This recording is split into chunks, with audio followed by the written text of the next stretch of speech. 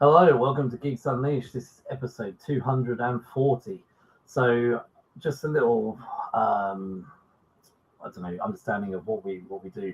So, Geeks Unleashed has been running 6 years, and very early on, we launched something called the Late to the Party Book Club, which during COVID we used to run quite regularly. And then as time went on, we ran it less regularly.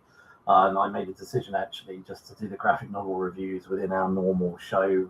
We're probably going to be doing several of these a year, maybe 3 or 4 graphic novels a year. So I just decided actually just going to bring it back into the normal show. So that's why we are where we are. So this isn't a normal sort of Friday night type show. We're just here this evening to review Watchmen, which we'll get into in a minute. But what I want to do is actually bring out our normal, good-looking hosts that will join us, and Jasmin is obviously the best one on the panel. I like this intro. This intro should stay. and then Laurence, who is about 2 months into being in Geeks Unleashed now. We've fully broken him in, and he's now not allowed to leave. Hey, everybody. Hey. I'm house trained now. Yeah, house trained, yeah.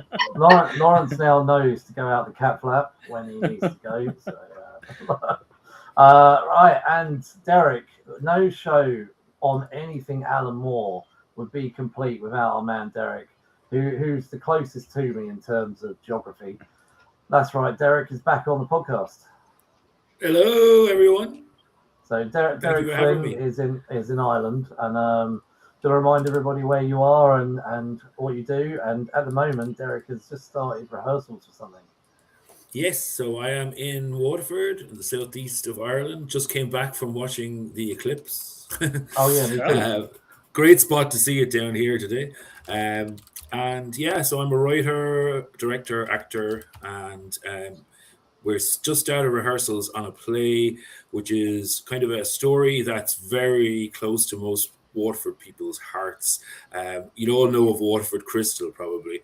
It was famous glass that was sent all over the world, and the crystal factory was closing down in 2009, and the workers believed that they wouldn't get their pensions and all this kind of stuff, so they basically occupied the factory for 9 weeks and refused to leave. And and it was crazy, and nobody's ever written anything about it or done anything on it. So I've written a stage play, and we'll be putting that on in October. So really looking forward to that. That sounds amazing. Do you know what? When I texted you earlier before we started asking you the dates, it has been going through my mind. I'll need to get some permission probably.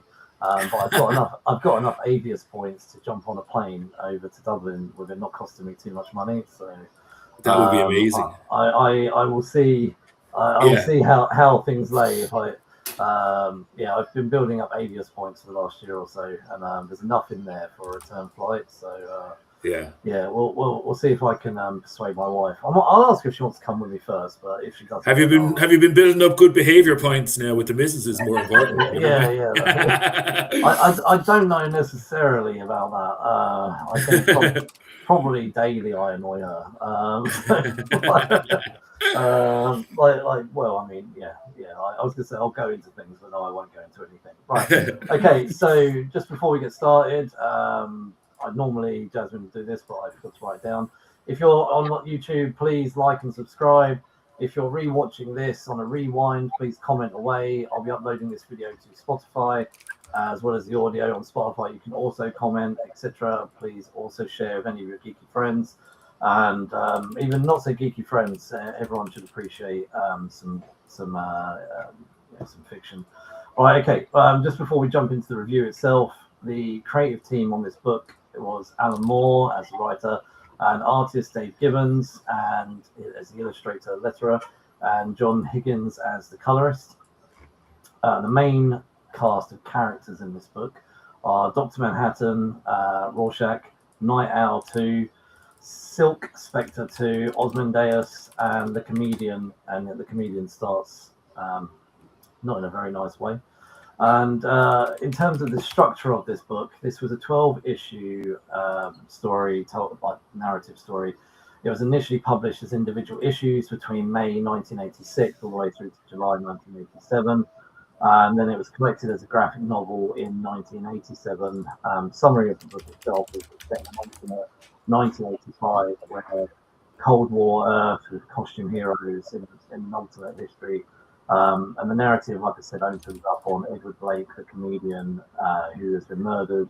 And then Rorschach starts an investigation and starts to go through a cast of characters, and we'll break that down, as well as the background of the Cold War and there's conversations with nuclear attack and stuff like that we'll go into. But firstly, I always like to ask everyone when we do the book club, how did you read it?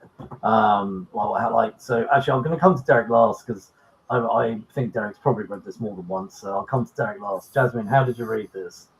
I bucked my normal trend. I got a hard copy. You have a hard copy? Soft copy, but I'm a digital reader, and so this time I was like, no, I need to get my hands on it to read it. So. Oh, well done, well done. Yeah, normally my version. Your copy is different than mine, but this was. This one. Yeah, this one. Yeah. My one is also battered to shit. So it's really. I bought this second hand. It's got crease cover. It's all ripped inside. Look, the pages are getting ripped here. This is not how I would keep. A book. Right. Okay, Laurence, how did you read it? Yeah, also have a physical copy as well, thanks to a former coworker, Anton Borenko. I got that 10 years ago, and this is the first time I've opened it. Look, man, I bought mine at least more than 7 years ago, so I'm in a very similar boat. But this was in the vein of what used to be the Late to the Party book club, that we come here to talk about something that we've not read before, and that's how this started. So, and Derek, have you read this more than once? I'm going to assume you have. Yeah, I'm going to trump you all now and also show my age and tell you I bought my copy in the 90s. And I still have that same copy, and it's even more battered than yours, Mark. It's been read so many times, and also read by my son, who is a big fan as well. So, yeah. Is the cover falling off yet? Yes, just about. Yeah. It's just about held on, I should say. It's just about held on. Before we go any further, actually, there's something I said before we started. This is my copy of V for Vendetta, and myself, Jasmine, and Derek reviewed this during. Jasmine, sorry to interrupt, Jasmine. I love your copy. I've never seen that edition. This one I loved it because of the foil on this one. So if I take the cover off, it's got a simple one. Well, that's lovely too. Yeah. Not a nice foil one like yours. This was brand new. I bought this, and so me, Derek, and Jasmine. It was really timely that we reviewed this during COVID. We were all locked down at home, and the government was watching every single thing that we were doing. You know, they were really promoting shop your neighbour if they go outside, and then we were reading a book about shopping your neighbour essentially. So, and then after this finished, we said, we must get on and do Watchmen. And 6 years later, here we are finally this evening to discuss graphic novel, which is essentially, it says it on the front cover, one of the Times Magazine's 100 best-selling novels. So, right, okay. So, there's a lot of themes in this book, and I thought we could maybe just break them down. So, I've written down 4 kind of themes, and we can go through it. The deconstruction of the superhero, power and accountability, basically morality is a huge one here, and Cold War anxiety as well. And I think I know Derek, we've had these conversations before about Alan Moore, how he loves to inject political commentary into his graphic novels, into all of his work really. And just thought I'd just throw it out really and just talk about the themes of the graphic novel. Well, I think the deconstruction one, the first one that you is probably an interesting one to start with, because Watchmen was probably one of those first comics, because it was a monthly comic first, that kind of started that whole trend in the 80s of deconstructing superheroes. Obviously, Frank Miller's Dark Knight Returns came out around the same time, and it's funny because, and then obviously Vertigo followed and everything, and then Alan Moore now looks back and goes like, yeah, but I didn't mean it was supposed to be like that dark and miserable, So it's kind of, there's he did want to deconstruct superheroes, but in his mind at least, it went too dark with some people's thing. But because in 2010, like in the modern era, people took like Invincible and The Boys went too far with it in some ways. So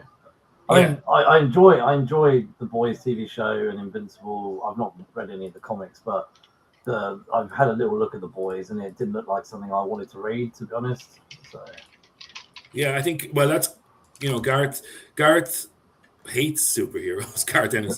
So he's just he wrote The Boys because he just hates superheroes. But I would agree with you. I started reading it, and I would be a fan of some of Garth Ennis's work, but The Boys wasn't really for me. But I think they did a great job on the TV show. Yeah, absolutely. Yeah. Laurence, have you got any thoughts on any of that? Yeah, I think the deconstruction part of it is always the part that comes up in conversation with my circle of friends. And I always find it interesting to, see where everyone kind of comes into stories and movies and anything pop culture related, right? Because it doesn't happen in a vacuum, but oftentimes when you go back, it kind of does, unless you're familiar with the time and the terrain of the economy or, state of the world. So for me, I feel like reading this, it was like dark, but I didn't feel like it was nearly as dark as I guess some people have told me it would be. So I guess like Alan Moore might be happy that it's like, yeah, it's got its dark edge, but it's not miserable. So that part really kind of stuck out to me. Like I originally was thinking whether or not Rorschach and Owlman might be like different sides of Batman, but my boyfriend was saying that it was probably closer more to like The Question and Blue Beetle type of characters. So like, again, kind of seeing that is very fascinating. And I always love watching a franchise grow up with its audience. And as somebody who, reads their comic books every week, right? Like, or tries to, some of these comics don't really have the violence you're looking for. And I don't need overt violence, but it's like Batman, right? He's never going to kill the Joker. So that story will go on forever. So seeing this story and how certain things play out was surprising, and we'll definitely get into it as far as I don't know how we're handling spoilers, but one character's fate. Look, it's been out almost 4 years. Right. No, that's fair. I didn't know how the conversation was going to roll into it. But I think it's a given. I think it's a given in a book from 1986. but seeing Rorschach get blown away like that was pretty surprising, right? Like, he's this very uncompromising detective of sorts, and even after everything comes out, like, I'm kind of pro Rorschach's like theory. Like, why would you hold up the lie that cost half of New York their lives? So I kind of dug it, but I'm really sad that I didn't get to read the excerpts at the end where it was like Matt Hollis's like book that he wrote in universe. So I'll definitely have to go back to read those. I think that those really add to just the backstory. Really, it gives the characters when you read what's happening in the actual the comic itself in the present day, gives a lot more kind of depth to the characters when you see what actually happened with the original Watchmen right. Back in the day, like. And it's interesting that you mentioned The Question and that, because obviously you guys probably know as well, but it's he was more when he came in to DC, he had a whole idea for something called Twilight of the Gods, which was going to be a whole like crossover superhero epic, and he wanted to basically, I don't know who he wanted to kill off, but he wanted to kill off some like golden age characters or something like that, that he thought maybe they weren't really using anymore or something like that. And DC were like, no, absolutely not. Like, that's not going to happen, So then he asked them, could he use, they had these old Charlton, I think it was Charlton Comics characters. Yes. And it was The Question, and it was all those characters. And he asked them, could he use those? And then they were like, no, we want to use those for something else down the line. So in the end, he just went back to Dave Gibbons and was like, well, I'm just going to do it myself, but I'll base all the characters on the Charlton characters. So Rorschach became, The Question became Rorschach. But I think you're right, Laurence. I think there's a lot of Batman in, it's kind of the dark, what Batman could be like, probably, if he lived in the real world, maybe Rorschach is, I was reading about that comparison about, how does someone be Batman and the functioning person behind the Batman thing, and actually, he's actually quite crazy behind the mask, and let's be honest, someone to dress up and act like that isn't really going to be someone who's probably a fully functioning person, rather than the imagery that we get with Batman, where it's Bruce Wayne and running a multi-billion-dollar company, and I guess I don't want to do the comparison and go into Bruce Wayne's psychology, but he probably has troubles himself, but I feel like Rorschach has almost bigger problems. So. Well, Alan has a great line about the Batman one. He said, it seems perfectly normal, guy who loses both his parents as a child, is like completely has grief, PTSD. What shall I do? I know, I'll go out and dress up as a bat and chase criminals. It sounds like that's perfectly rational behavior. What about Jasmine? Any thoughts on the deconstruction of a superhero? Okay, so now I feel like I read this in a totally different lens. I never once deconstructed the heroes in this one. My deconstruction was with the military-industrial complex and the like city governments and rich white men that have too much money. Like that was my deconstruction while I was reading this book. So like I'm listening to y'all talk about the superheroes, and I was like, oh, I never made it. I never made it there. Like I was too busy like worrying about everything else. Like, and I think it's really funny. Like you had said, Mark, when we first started, we did V for Vendetta right in the middle of COVID, and it was very like appropriate. Almost like this weird time capsule to find yourself in, reading something from that long ago that felt really present at the moment. And reading this one felt again like, are we in a bubble? Because like they're rioting in the street. The thing was like they're rioting in the streets talking about we don't want the superheroes, we want the cops back. But now we're rioting in the streets talking about we would rather have superheroes, like fuck the cops. Like it's so funny to see like the same kind of juxtaposition happening right now. But yeah, no, I didn't like seriously. I did not make a superhero deconstruction connection. Like, of course, I thought about like the Sokovia Accords and that kind of thing that Marvel has, and like how do we actually pay attention to the people that have the power? But to me, the superheroes are not the ones that have the power in this series. It's the people like Adrian that have all of this ridiculous money, or even somebody like Dan, who comes from a lot of money and just uses his money to tinker and do things on his own. It's like, first of all, why do you have that much money? Because if you can build an entire fortress with its own like climate in Antarctica, you have too much money. Like this, you can be using this money for other things. You know what I mean? So like the entire time I was reading Musk. It's Elon Musk. Yeah. So it was, to me, it was just like, I see like it's the same kind of thing. It's like the military or the governments and those kinds of things that don't really, I don't know, like they're the ones that need someone to take another look, because obviously there's unrest for a reason. Like we need to address the reason why there is the unrest, not necessarily like the people who are stepping up to do something about it. Mm-hmm. Yeah, no, I get that as well. I think the morality question at the end is, I think that's what I talked about as well. One of the themes is morality, like the greater good, and I guess political leaders are always put in that dilemma of morality and making decisions for the majority. And I do get that some political leaders probably do get caught in that decision and have to make a decision for the right reasons. I think there are some leaders of countries, which we do not need to name, that probably make decisions for their own motivation. And you turn morality around the other way. That it's their morality, and in this you've got like I know you talked about a rich white guy, Ozzy. It's the most difficult name to say. Ozymandias. His decision making is, I'm going to kill off, I don't know, a couple of million people to save 5 billion people, or whatever the scenario is. It's one person to save 100 kind of thing. He goes down that road, and then some of the superheroes obviously decide to go with him for the sake of, well, we've already killed these people now anyway, so their morality is shifting to colour this lie where you've actually, Alan Moore, to be fair, we've talked about this with poor writing in the past where, and I always joke about the Wonder Woman 1984 film where halfway through the film, suddenly she can turn shit invisible.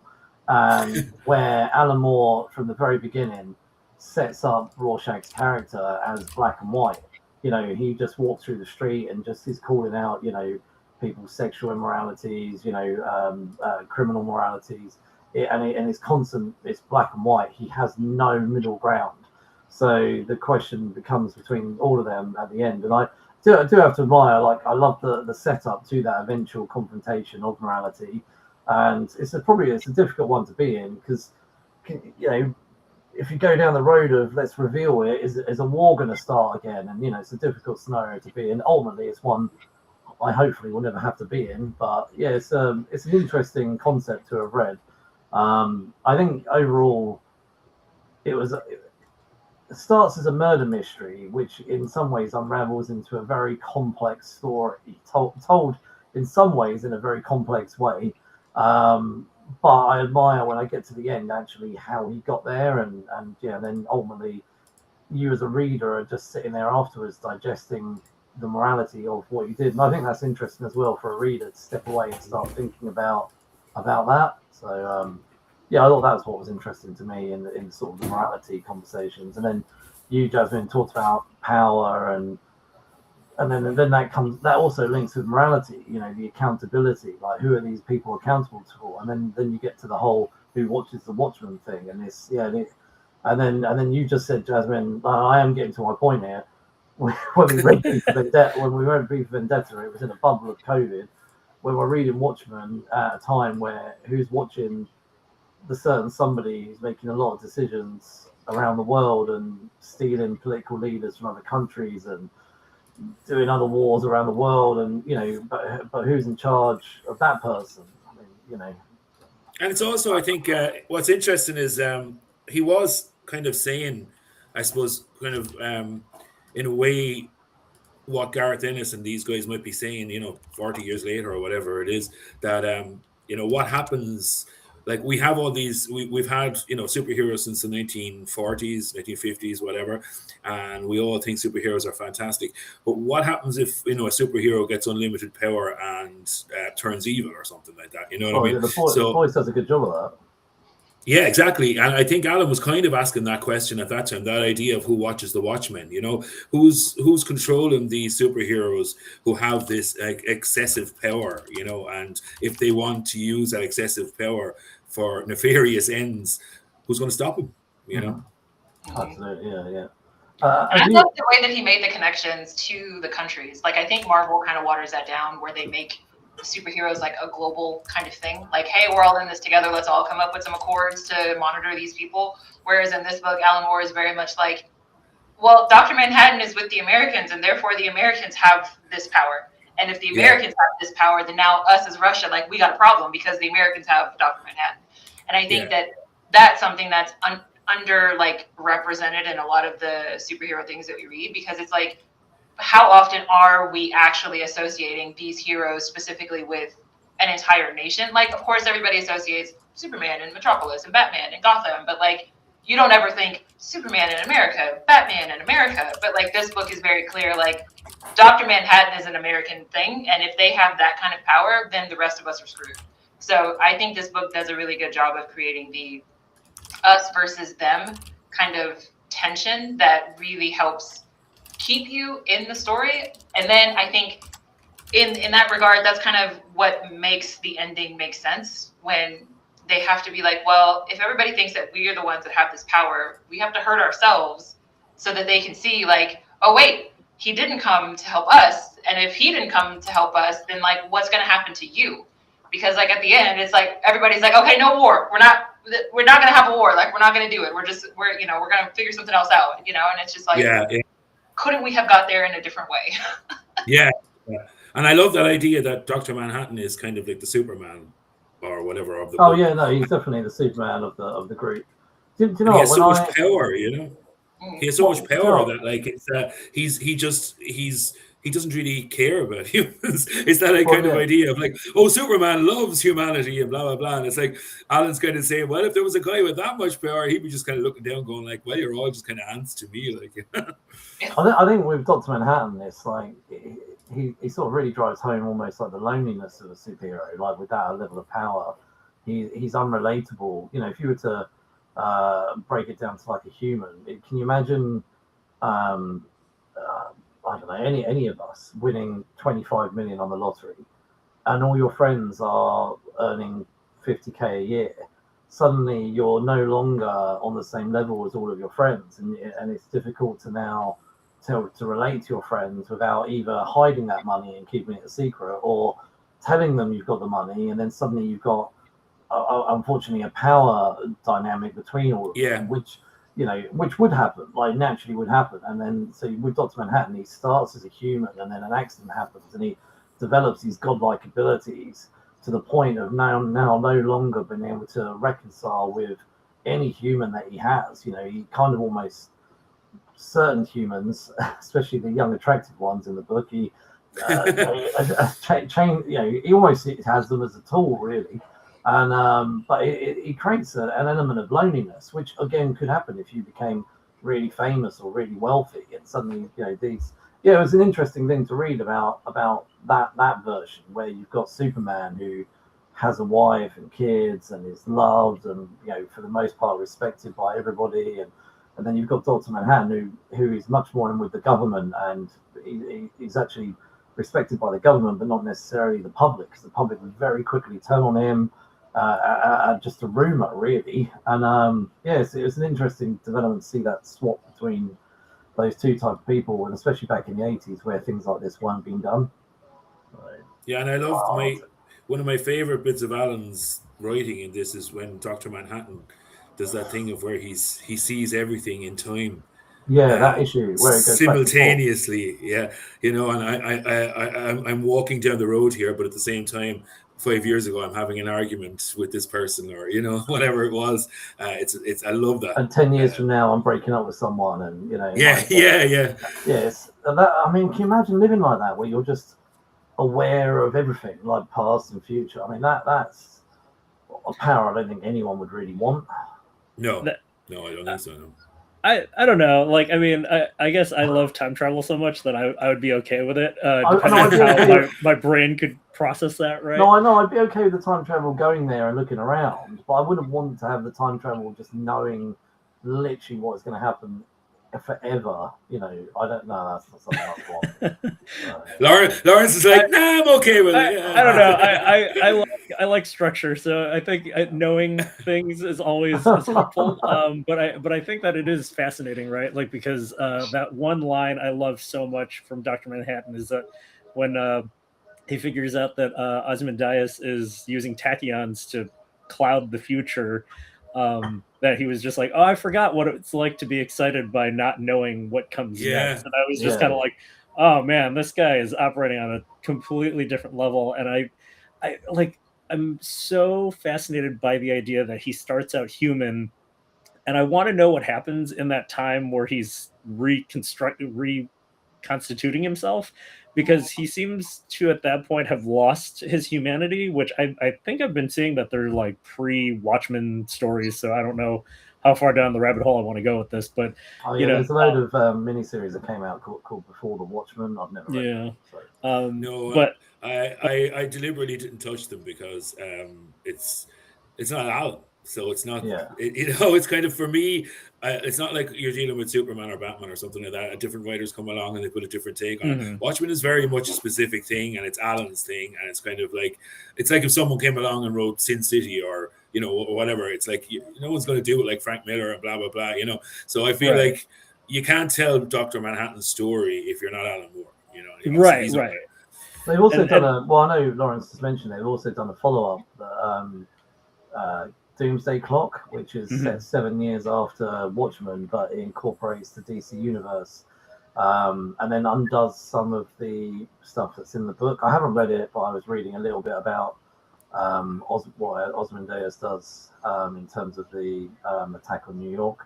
So I'm curious, but I'm not sure I'm that bothered. But yeah, so Well, again, that elicited another great line from Alan, who said it's 40 years later and they're still using my ideas. Yeah, he's not particularly happy about them still continuing. Well, he's disowned Watchmen. I don't know. I think his name is still on the copies now, but like he wants nothing to do with it because DC basically screwed him out of everything. Yeah, I've been hearing that that's part of the reason that we keep seeing the reappearance of these characters is that they can keep the rights to them. It's something to do with they have to publish it. I don't know, every 4 years or 5. I don't know what it is, but there's a thing where they have to keep it in publication to be able to retain the rights, and they just keep it in publication.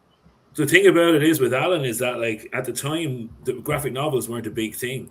And they told Alan and Dave Gibbons that once it goes out of print, the rights will revert to you.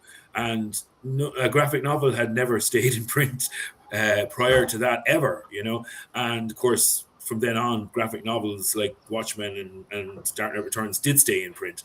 And so the guys got screwed completely, and the rights never reverted to them. And they gave them no money for merchandising, anything like that. Like, that all went to DC. So hence Alan's... now, in fairness, Dave Gibbons is still on board with it, you know, but Alan is notoriously cranky. He doesn't even seem to want to talk about it anymore at all, does he? No, he's done. Like, he's like, I think last night when I was researching Alan Moore a little bit, that he'd written a comic with was it Rob Liefeld? I can't remember the name of it now.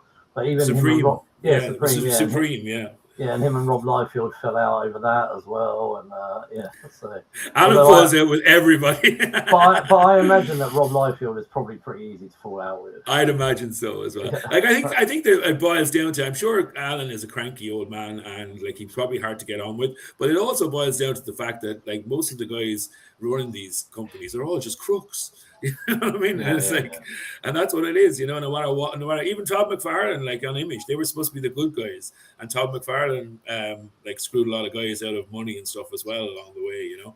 I hope I'm not getting into no, it's fine. libelous territory here now or anything. But to come back to the story itself, this is a bit that I think it's not unique. There's loads of stories that starts off with a murder mystery, but I just the trail that it follows, obviously, from the murder mystery, and then it goes through various plot lines, and it goes into the past and explores the last superhero team, and even the superhero team before that, and then sort of shows flashbacks to the comedian, and in some ways misleading because it sets up all these problematic character traits of the comedian.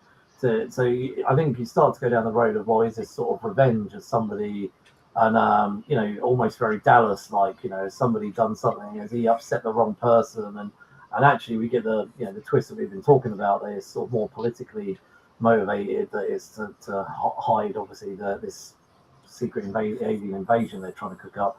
But what did you guys think about the sort of murder mystery and then the long journey to eventually the answer? Jasmine? I love a good murder mystery. Like, yeah. I think that they're really fun, like the detective comics. Hello, but like my thing was, the deeper we got into this book, I did not like the concurrent storytelling. Like that was the thing that, like, I was so sick of the pirate ship. Like, I was so sick of the pirate ship. I was like, I get I get it. We're on the same path. We're on the same train. I see what's happening here, but like, I don't want to read both of these stories at the same time. Right. But the murder mystery piece, I love it because it's essentially just like a cold open, where we got like Rorschach and the comedian, and those two events are happening like simultaneously, and it's just like, what is going on? So I love they just drop you right in. There's no build up. It just boom, action. Mm-hmm. But then like it becomes one of those things where it's like, oh dang, like they pull you in because it's like, oh, well, who the hell threw this guy out of the window? Like all of this stuff, and then it turns out, well, that guy was actually a piece of shit. And so then you're just like, oh well, actually, I mean, I felt something at the beginning, but now it's like, oh well, who cares? When I was reading this, what he's written with this book has inspired a lot of people, and it's inspired DC to change some of their storylines, where they've even linked Watchmen, and I think other people pulled from this. But when I read this, I remembered a story I read quite a long time ago called Rising Stars by I will butcher his surname, but J. Michael Straczynski. So he wrote a 21 issues under Top Cow, and it starts with essentially a murder mystery, but however, it's a larger group of superheroes. I actually looked it up earlier, 113 superheroes.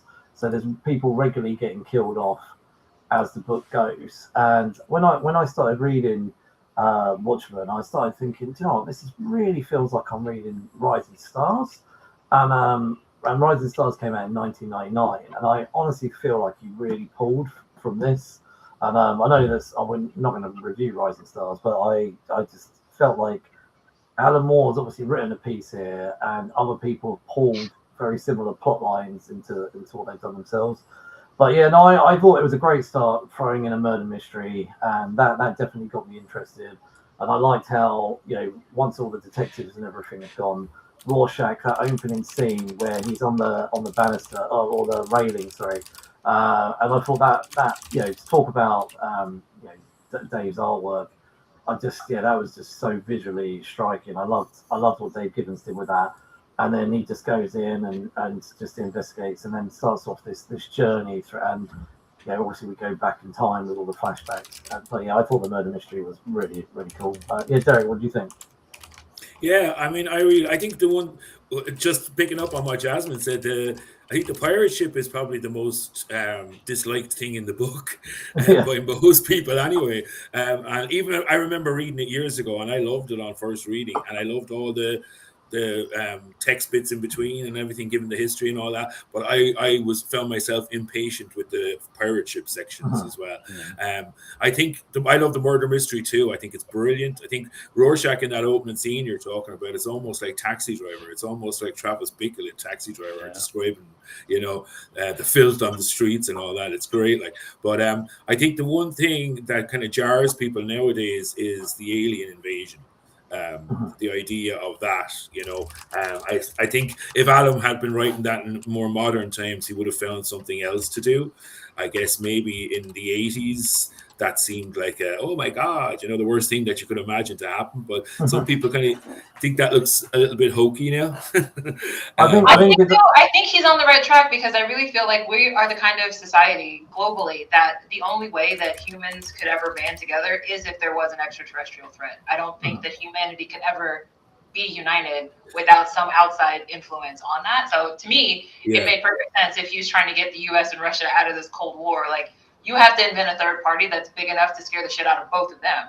And that would take essentially an act of God, right? Yeah, no, that's an interesting point. Yeah, absolutely. Yeah.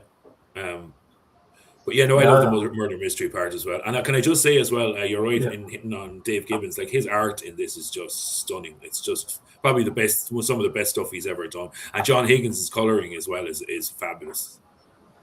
I am well, we're talking about Dave and John's work.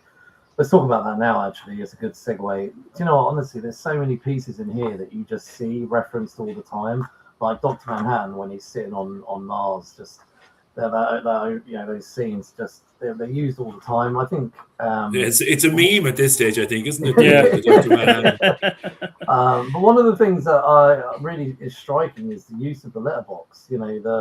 The mostly 9-panel box grid. Occasionally he'll have 6 and a longer box or something like that.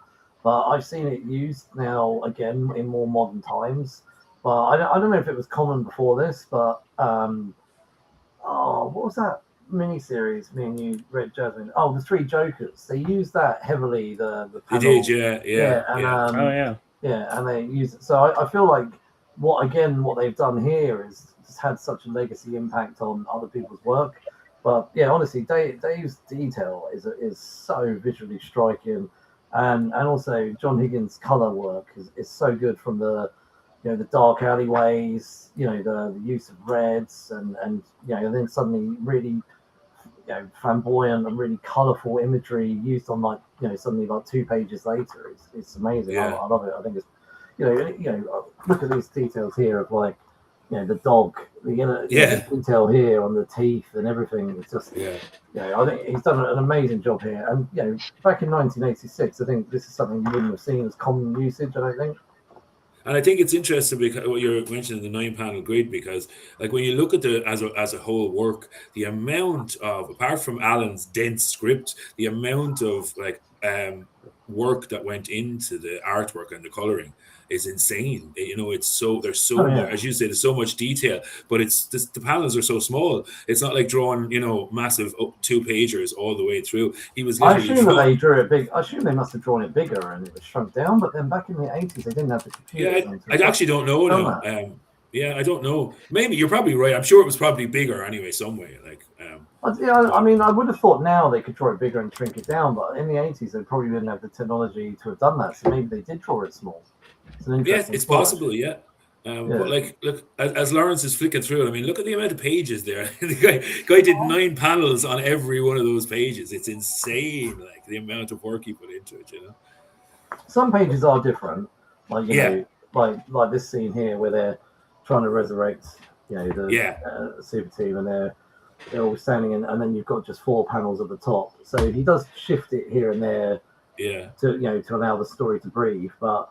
Then like literally you'll turn the corner and you're back to a grid system again. Yeah.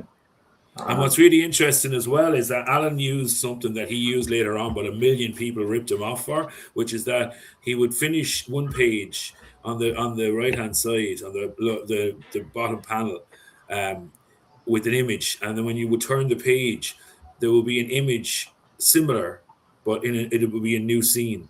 So it's almost like, in 2001 where they throw up the bone and then it becomes the spaceship flying around. Yeah. It's like that. I think Alan was thinking of that when he was doing it. So you might be, I can't remember now the specific images, but you'll see something thrown up in the air or something like that, and then you'll flip it, it'll be like a helicopter flying along or something like that. So he kept using this joining imagery, but as you turn the page, not on the same page, And I've seen other artists or writers do something similar with that, but I think that was the first time I'd ever seen that done. It's almost a cinematic technique or something, Yeah, like the transitions. Yeah. I love all the Stark stuff. Like, I mean, the cover of chapter 11. It's just like I remember kind of looking at that image before I started the issue and was sort of like, what is happening here? Because I love this, and then all of a sudden, once we get in there and he floods his terrarium or whatever with snow, I'm like, oh wow, that's ingenious. Like yeah. But I was just gonna say I did love the setup of the murder mystery of this story, but I think I'm just more fascinated by how intricate this story is. Like Derek is absolutely right. This story is dense. Like that first issue was kind of perfect, and then as I went, I was kind of like, man, I got to take breaks in between this because it is just chunks of like information. And it's not a bad thing, but I think that, it as trying to burn through some of these issues to like get to the end right before the podcast, it's like it gets harder as it goes, especially the Black Freighter stuff. Like I like what he was up to, but it pulls down the story so much. I mean, like there's a whole like issue where you're just on the street reading this comic with the newsstand man, but I do love the reveals of everything that's just underneath everything, right? Like the comedian, he's a victim, but we find out he victimized, was it Sally or whoever? Sally, it is Sally, I think, or Sally's mom is. No, that's Sally. That's Sally. Sally, yeah, because it's Laurie and Sally. Laurie, yeah.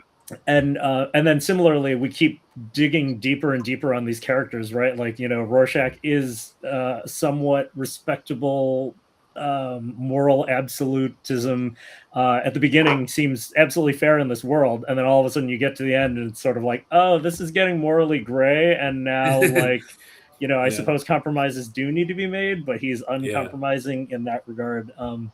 And like what Jasmine said, I think it's really interesting with like the nationalism of these characters, because it's not like DC where we have like a galaxy of characters, right? It is this troupe of characters who kind of took it upon themselves to just start vigilantism. And then the government kind of uses them to their ends, but then somehow behind the scenes, these characters are now larger than life and have their own machinations happening, right? Like Ozymandias is like, I've presented myself to the world, right? I've taken the mask off. I am who I am. You all know my secret identity. Yet beneath that, right, he's like, I'm going to murder half of New York to save the world, and be like, my heroes have failed to save the world because I'm the one saving them. So it's like such a weird dichotomy, but I love how he unravels this mystery. But like, man, yeah, like by issues like 7 through 12, I was kind of like, I need a break. Yeah. Like you need to, you need to inject some life here. I think, you know, I was messaging Jasmin and Laurence yesterday, because we were all about halfway through, I think, and like maybe all different places, but getting on that final stretch. I felt like the first 4 issues were a lot easier to read, and they felt nicer. I felt like they flowed, and I was different. And there were some parts where I was laughing, and like, so there was some really good one-liners in there. And then as we sort of tipped into issue 5, it just felt like I was becoming more and more bogged down with information, which, you know, like, I do think the book is great. You know, there's a lot in there. It's really well written. It's a great book to read. You know, there's a lot in there. But then that's also its other problem. There's a lot in there, and and you know, it's like you set up a murder mystery, but then you've slowed the pace down, because you also want to put in a lot of political commentary and, you know, and character building and history and world building and everything else. And that makes the book really heavy, and it really pulls away from the murder mystery. That's probably its other that's sort of to go the other way and criticize it slightly. And, you know, I'm sure I might be jumped on by comic book fans. No, but it's fair. It's fair, yeah. I wonder, though, if that is like a sign of the shift in the times, because as I was reading it, I felt the same way, where it was very much like, maybe in the 80s, like, people needed this much information. But now, especially if I'm going to take the time to read the comics, I want the images to be the thing that pull me forward. I don't want to read the comics and it's this verbose the entire time. Yeah. So, like, to me, all I could think to myself was, like, I just think that this is not something that survives in this day and age. Like, if this was new. Well, I mean, you say that. I mean, Tom King is literally a rip-off merchant of Alan Moore, and he's doing exceptionally well. So yeah, no, I think, Jasmin, that's a really good point. Like, because I think you're right. I don't think it would. I know when I read it first, I loved the world building and the attention to detail, and I love poring over every little thing in it. I don't know that I would necessarily do that now, you know. Maybe I would, because you know, if it's that well written. But I know I loved it at the time. But, like, I was only a teenager. Derek, have you ever read any of Tom King's stuff? I actually followed his Batman run. I was curious. Oh, okay. So read this, Supergirl. Oh, yeah. Tomorrow, and honestly, you will feel the same in terms of way too much information. And even look at this 9-panel grid. Yeah, like he's literally pulled the style and everything from Alan Moore, you know, and what they've done. You know, it's like the level of text, you know, constantly.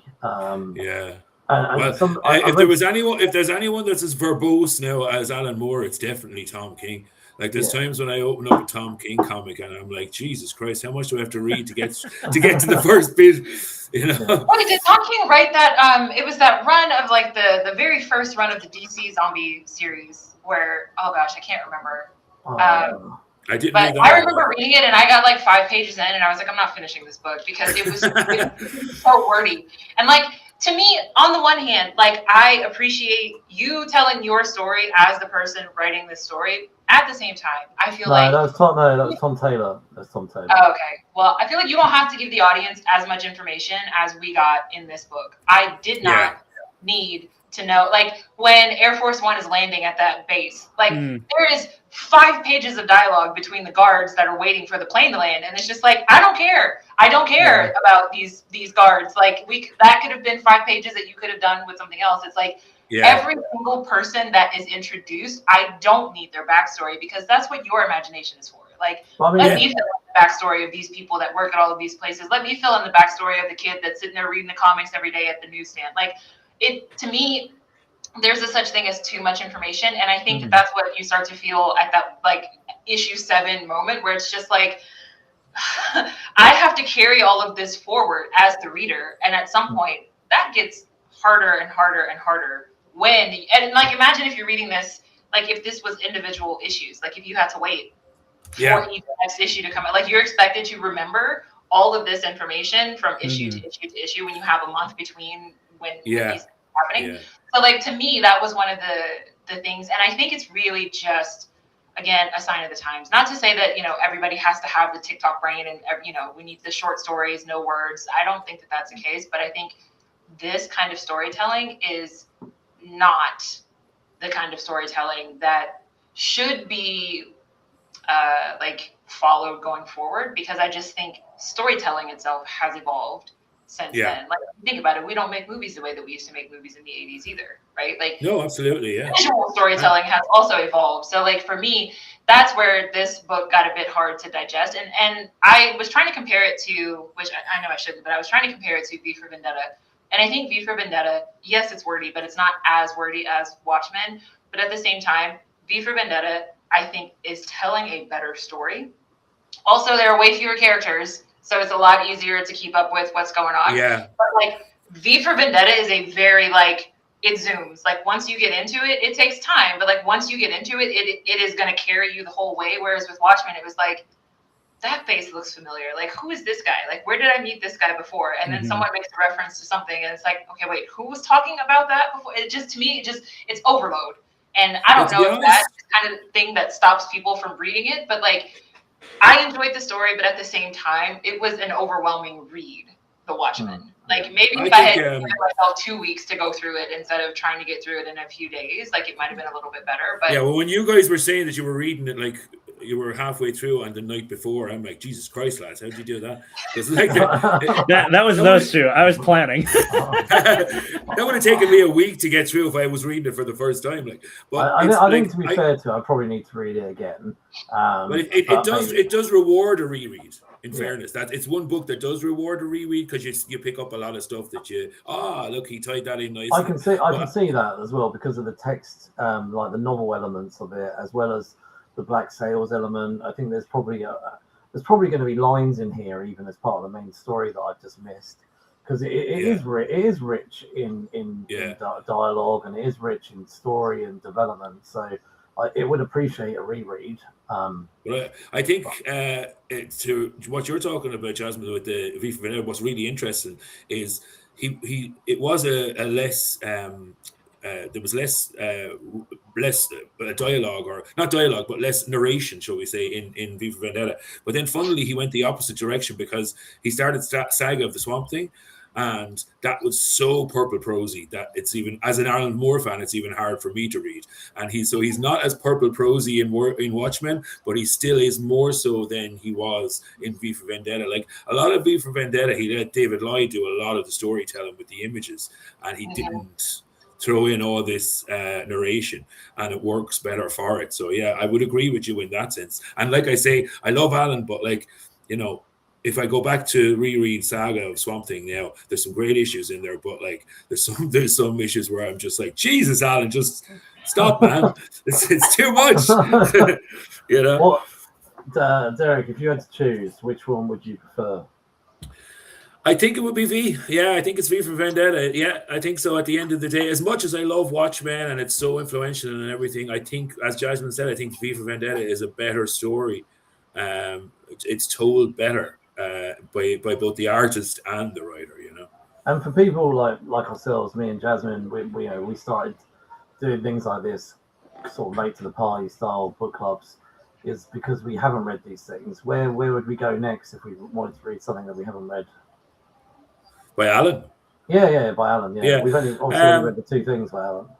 Yeah. So I actually started reading Alan in 2018, years ago, and before he ever jumped to DC. Two of my favorite things that he's ever written were actually pre all of these, and they were DR and Quinch, and the Ballad of Halo Jones.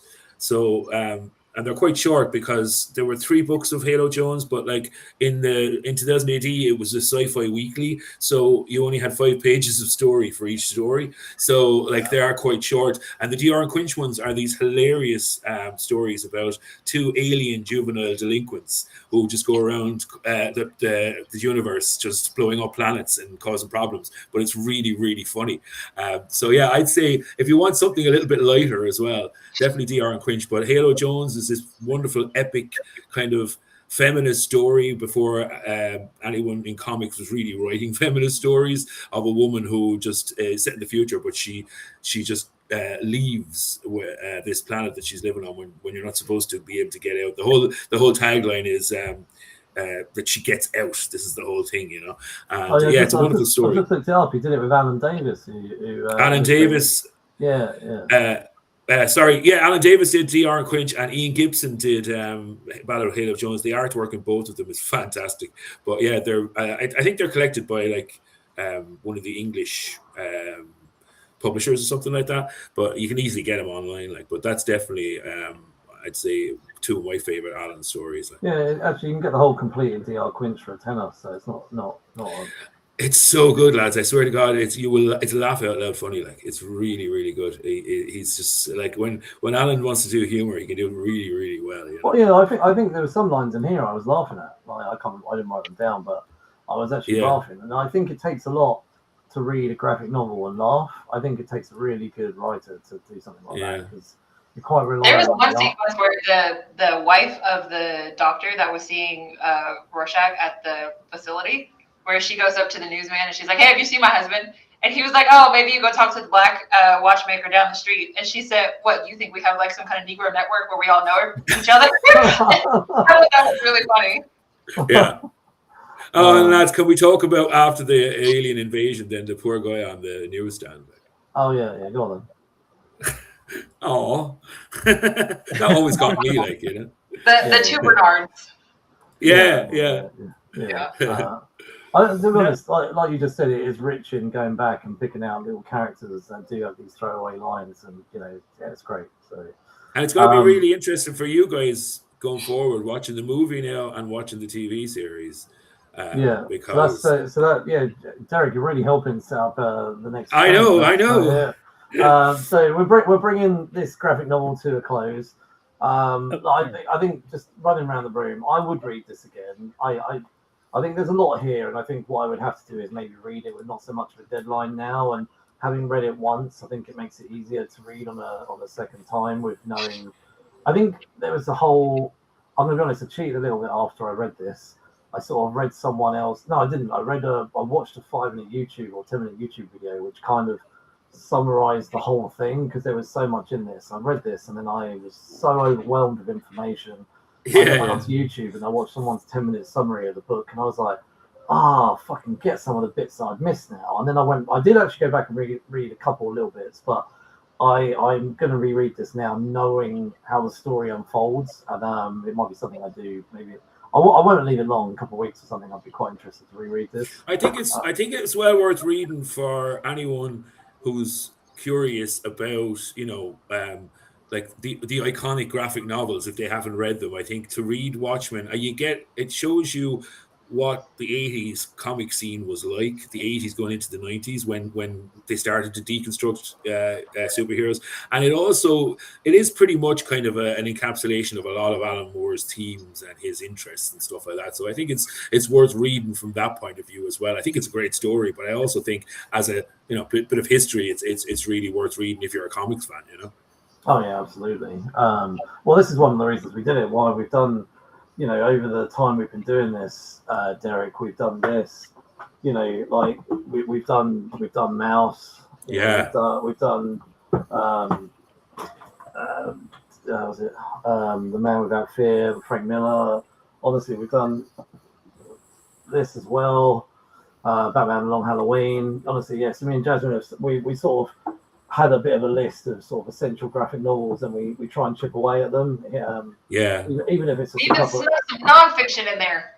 So, what's that? Yeah. Well, yeah. We do nonfiction ones as well. Like we did March. We did that one. they called us enemy about the Japanese concentration camps that we had here in the U.S. Yeah, I can't see. brilliant. I've got March. I do own March. I bought it, but I can't see it. It's in there. So there's a lot on the shelf there. Yeah.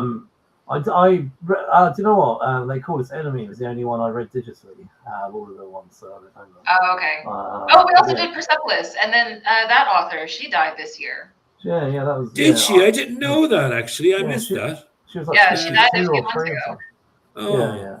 So Derek, if you, like you said, if anyone's on there, I'm late to the comics party. I'm not. And this is definitely one of those essential graphic novels that people should read. At some point, you should read it. You should educate yourself and go and read it. And I'm glad that we've done this.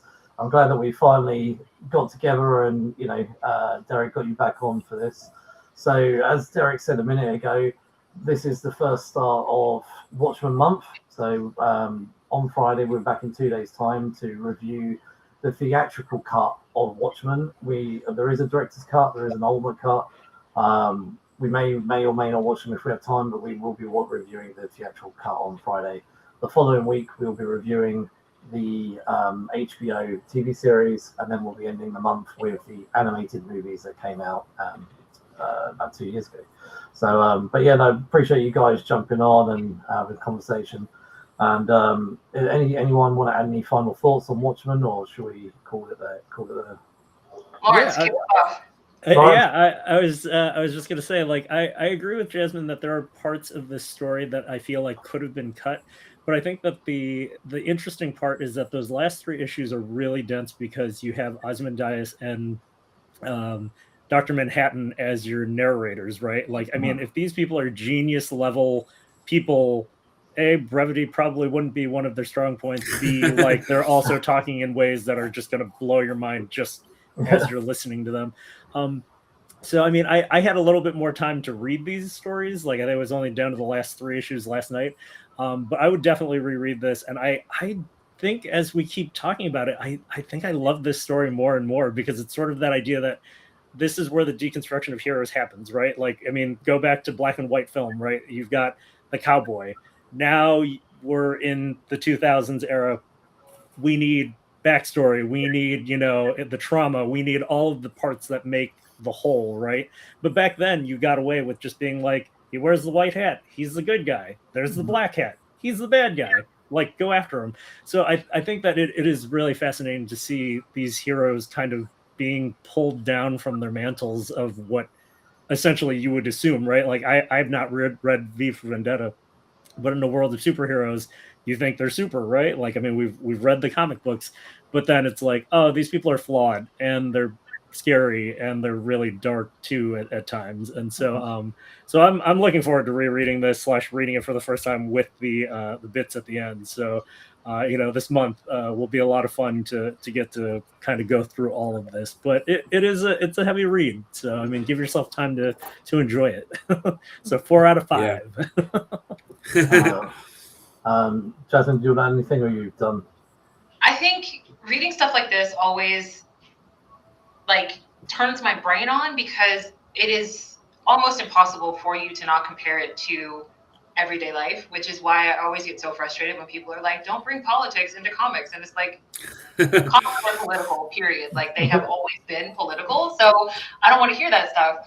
But what I have the most fun with is, like, when you read a story like this and then you just have real world examples. Like, you don't have to go back to comic examples, but you can actually pull real world examples. And, like, the theme about, like, okay, somebody's got to pay attention to what these superheroes are doing. It really makes me think about AI right now and how AI is becoming exactly like us. And that's never meant to be the problem, because if we have a bias and we're doing the coding, well, now our coding is in the bias. And it's the same thing with these heroes. It's like, if these heroes have a bias, then everything that they do is going to be through the lens of their personal bias, not necessarily through the lens of the greater good. And I think it's most apparent, obviously, with Ozymandias, but, like, I think it's most apparent with Rorschach, because his opening dialogue starts out with, I'm sick of the whores, and I'm sick of the liberals, and I'm sick of these poor people, and I'm sick of this, that. And it's just like, dude, just say you hate everybody and move on. Like there's not a group in there that you actually like. But it's just really interesting to read this and simultaneously also know, like, this same thing is happening now, where it's like you have this higher power that is supposed to be for the greater good, but who is programming this higher power, and what are their morals and their morality pieces? So I always find that really interesting, especially when reading big, heavy books like this, because these ideas all come from somewhere. So to me, the whole like leave politics out of it, it's impossible. Like, they're baked into the system itself, so it's impossible to not include them. And I think that's where I have the most fun, where it's like, let's talk about superheroes and AI and how they're the same thing. Like, let's have that conversation, you know? Yeah, absolutely. Okay, Derek, anything you want to add? Finish on?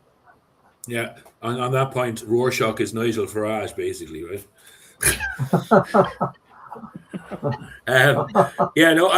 I think one thing I didn't get to mention is because I read this years ago, but I suppose not that this means that anyone has to read the book, but it's just that the reading it at that time, it's hard to convey what a kind of cultural change it was to comics. Now I didn't read it when it came out in 1986, but I read it in the 90s, and even then it was being copied in the 90s.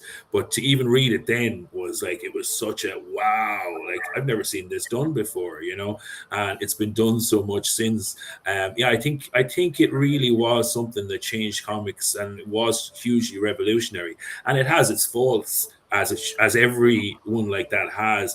The Dark Knight Returns has faults. All these classic graphic novels. None of them are perfect, but I think it's definitely like it's one of the foundation stones of modern comics, really. And it was, sure. Laurence was saying, it was where the deconstruction started, for better or worse. But I mean, no one had ever really picked apart superheroes in that way before, and I think it's brilliant the way Alan does it in that book. And I think it's definitely worth reading in my case anyway. Well, coming in so much later in 2026, finally reading this, it's a book I've been talking about reading for a long time. I've been picking up comics since I was 14, and I've always sort of gone with the whole buying new, like I go and buy whatever's come out that week. And then sort of over the last 5-6 years, I've been going back and reading older stuff. And now going to this, I can see over my 20-ish years of reading comics, maybe more than that, maybe 30 years of reading comics, how many people have pulled from this. As I was reading it, like I said, Rising Stars, Identity Crisis, which was a miniseries that came out over 20 years ago.